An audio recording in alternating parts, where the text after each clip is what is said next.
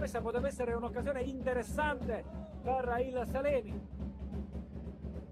Palla che finisce nuovamente sui piedi di Namio dell'Aragona, che adesso prova il tiro da lontano.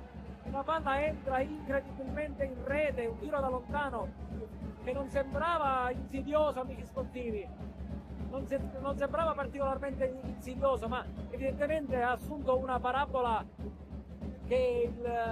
o forse anche una deviazione. Palla che finisce nuovamente per Chavez. Caradonna dall'altra parte del campo, subisce un colpo e calcio di rigore per il Salemi. Calcio di rigore per il Salemi. Faglie ha atterrato all'interno dell'area di rigore Samuele Caradonna in questo calcio di rigore. Parte Cammarata, tiro in rete!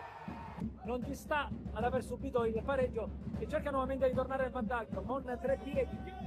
Colpo di testa vincente che anticipa i difensori del Salemi, ritorna in vantaggio l'Aragona.